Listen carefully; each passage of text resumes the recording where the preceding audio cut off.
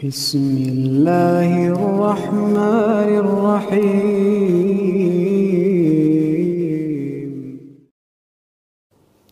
Ayat berikutnya atau kaidah berikutnya, kaidah yang ketiga, yaitu dari firman Allah surat Al-Baqarah 237. Surat Al-Baqarah 237 di mana Allah berfirman, "Wa in talaqtumuhunna min qabli an tamassuhunna wa qad faradtum lahunna fariidhah fa nisfu ma faradtum illa ay ya'funa aw ya'fu alladhi bi yadihi uqdatun nikah wa an ta'fu aqrabu littaqwa wa la tansawul fadla bainakum innallaha bima ta'maluna basir." Surat Al-Baqarah 237.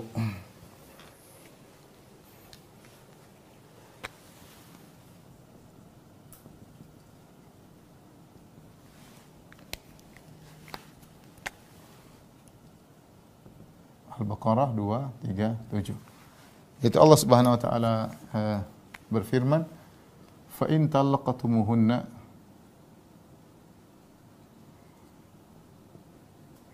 Ayatnya panjang ya. "Fa in talaqtum min qabli an tamassuhunna wa qad faradtum lahunna fariidha fa nisfu faradtum illa ya'funa aw ya'fu alladhi bi yadihi uqdatun nikah wa an ta'fu aqrabu littaqwa wa la tansawul fadla bainakum." Wa la tansawul fadla bainakum innallaha bima ta'maluna basir. Ya. Ini saya singkatkan aja. Adapun isi ayat saya akan bacakan artinya. Jika kalian menceraikan istri kalian, fa in talaqtumuhunna min qabli an tamassuhunna, sebelum kalian menggauli istri kalian.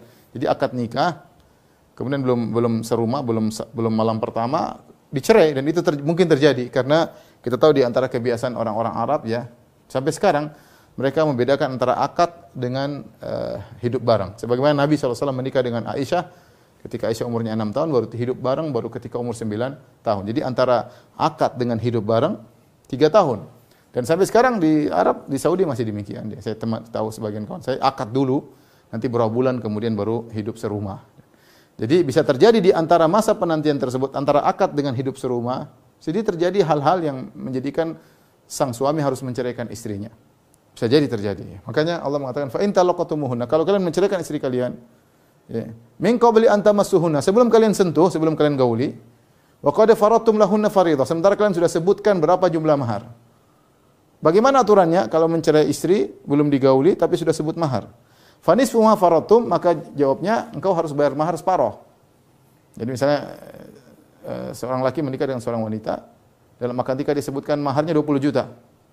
Ternyata setelah akad nikah sah semua, sudah jadi istrinya, belum dia gauli, dia ceraikan, maka dia harus bayar setengahnya, 10 juta. Kenapa? Sebetulnya dia sudah booking ini cewek, dia sudah booking ini akhwat, tidak boleh dinikahi orang karena sudah jadi istrinya.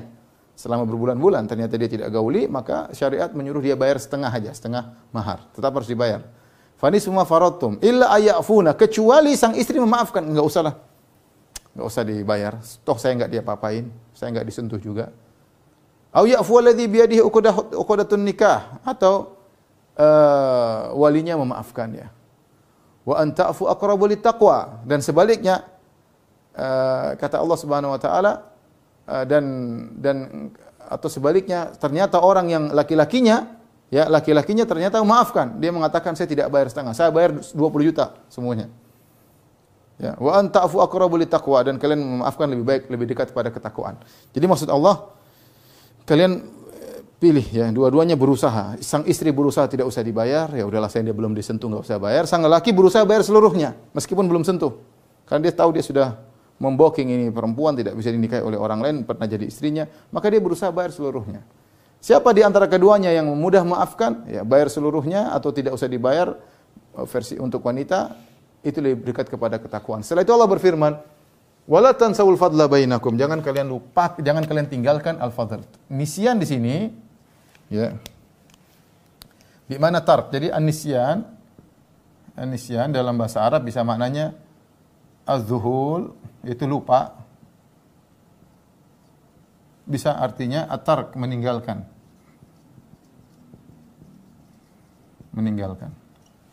Nah, maksud nisyan di sini dalam Al-Qur'an ayat ini maksudnya ini ya. Meninggalkan. Jadi jangan kalian tinggalkan al-fadl. Al-fadl ini adalah metode muamalah. Metode muamalah ada dua.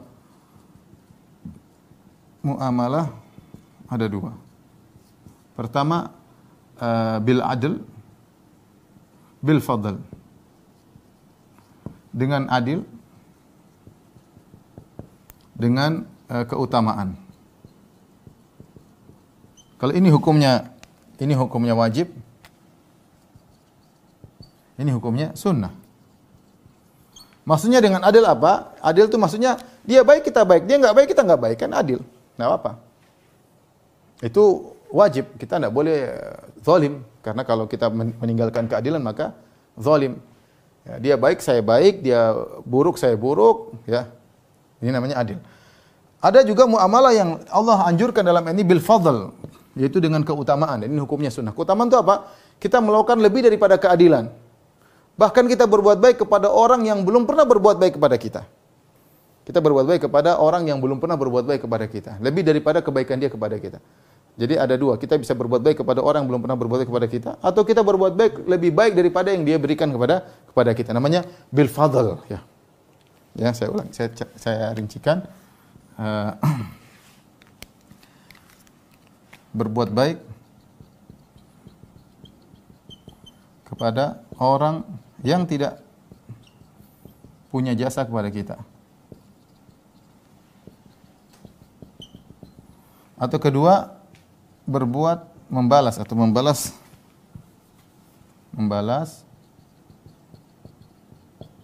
kebaikan dengan lebih banyak dari jasa orang tersebut kepada kita. Itu namanya muamalah bil fadl. Contoh ini muamalah bil fadl seperti kisah Nabi Ibrahim. Contoh kisah Nabi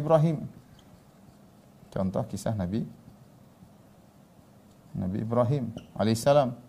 Ketika hal ataka hadithu dhaifi Ibrahim al-mukramin, apakah telah datang kepada engkau kisah tentang tamu-tamu Nabi Ibrahim datang kepada Nabi Ibrahim alaihissalam.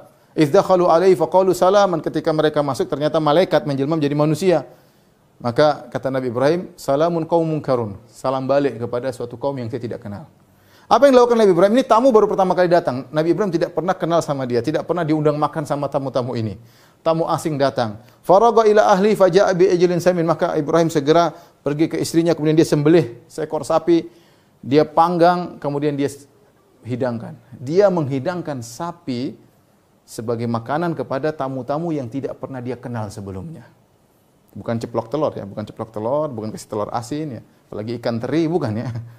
Tempe goreng enggak, ini sapi dia sembelih kepada tamu-tamu yang dia tidak pernah kenal sebelumnya. Itu namanya muamalah bil fadl, berbuat baik kepada orang yang tidak pernah berbuat baik kepada kita.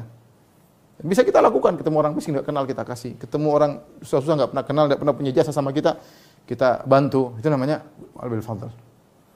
Ya, ini hukumnya sunnah, ya. Hukumnya sunnah, dan inilah yang contoh Nabi SAW banyak lakukan ya. Adapun yang kedua di antara fadl membalas kebaikan dengan lebih banyak dari jasa orang. Orang pernah bantu kita sekian, kita bantu lebih banyak. Orang ini dulu waktu saya masih susah dia pernah bantu saya, kita bantu sekarang lebih banyak misalnya. Kita lebih membalas dengan lebih banyak. Itu namanya muamalah dengan fadl. Ini hukumnya sunnah. Kalau yang wajib kita membalas sesuai dengan kadar muamalah orang kepada kita. Nah, di sini Allah menyuruh kita untuk bermuamalah dengan bil fadl ini, bil fadl ya, bermuamalah dengan bil fadl. Wala tansaul fadla bainakum, jangan kalian tinggalkan muamalah dengan bil fadl di antara kalian. Ayat ini berkaitan dengan dua orang tadi. Tadi sudah kita ceritakan, seorang laki menikah dengan seorang wanita, baru terjadi akad nikah, belum ada digauli, belum ada serumah, belum ada malam pertama, kemudian terjadi perceraian. Maka dua-duanya tidak ada jasa di antara yang lain. Laki tidak berjasa kepada wanita, wanita tidak punya jasa kepada laki. Belum dinikmati, belum bareng-bareng. Tetapi Allah menyuruh meskipun belum pernah serumah sebelumnya, tapi bermuamalah dengan yang lebih utama. Apa yang lebih utama? Sang wanita ketika lelaki mau bayar mahar setengah, bilang aja enggak usah bayar. Itu bermuamalah dengan fadl. Sang wanita memaafkan. Kemudian sebaliknya, ketika sang wanita minta dibayar dengan mahar, lelaki memaafkan, dia bayar seluruhnya, bukan bayar setengah saja. Dia bayar 20 juta.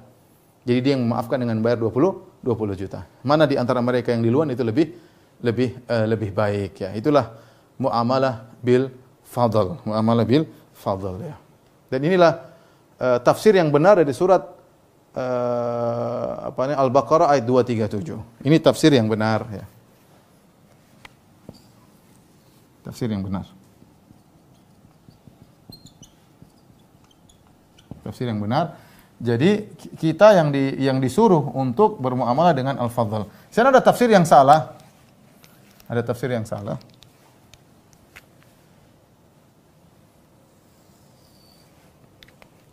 Tafsir yang salah, dan ini terjadi dalam beberapa tulisan yang salah tentang ayat ini.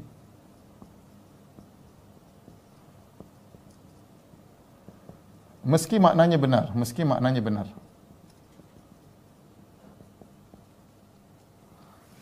Kenapa bisa demikian? Saya apa namanya? Jadi ini termasuk penulis buku yang sedang kita bahas. Beliau menempuh tafsir yang keliru. Karena ini tafsir tidak disampaikan oleh para ulama dalam buku-buku tafsir mereka. Jadi menafsirkannya gini. Wala tansaul fadla bainakum. Ya, ditafsirkan jangan lupa ya kebaikan-kebaikan lama masa lalu di antara kalian. Sehingga ditafsirkan kalau terjadi perceraian, kalau terjadi perceraian antara laki dengan wanita, sudah jangan ribut-ribut. Ingat, sudah cerai sudah, suami dulu pernah baik. Waktu jadi mantan suami dulu, waktu jadi suami saya baik.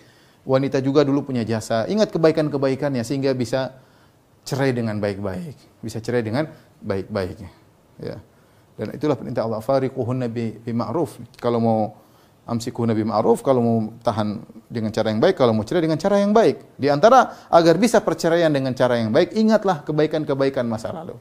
Ini sebagian dai menafsirkan dengan tafsiran seperti ini. Ini tafsiran yang salah. Yang benar yang saya jelaskan tadi, karena ini kasus terjadi antara dua orang yang belum serumah. Adapun ini dibawakan kepada makna sudah serumah, sudah tinggal bertahun-tahun, kemudian cerai, maka jangan lupa keindahan masa lalu supaya tidak ribut di kemudian hari. Ini maknanya, tafsirnya salah, tapi maknanya benar. Ya. Kenapa saya bilang maknanya benar? Karena kalau kita disuruh oleh Allah, kembali kepada tafsir yang benar, kalau kita disuruh Allah untuk berbuat yang baik kepada orang yang tidak punya jasa kepada kita, kita disuruh baik, bagaimana lagi dengan orang yang pernah punya jasa kepada kita? Jadi saya ulangi, tafsir dengan cara ini adalah tafsir yang keliru. Ini tafsir yang keliru. Salah tafsir. Tidak disebutkan dalam buku tafsir manapun.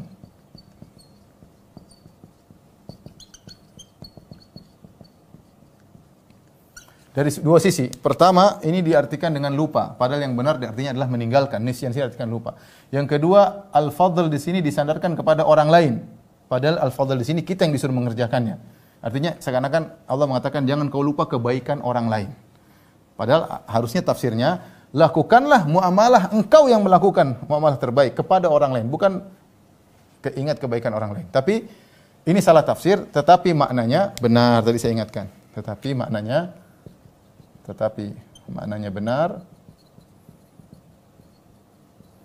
Bahkan merupakan konsekuensi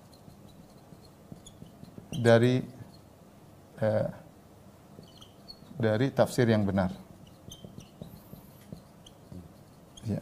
Karena tafsir yang benar mengatakan jika kepada orang yang tidak punya jasa kita disuruh baik, disuruh berbuat baik, apalagi yang pernah punya jasa.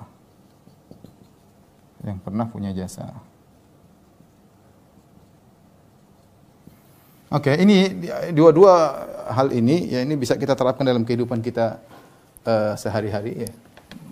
Tolong difoto ya.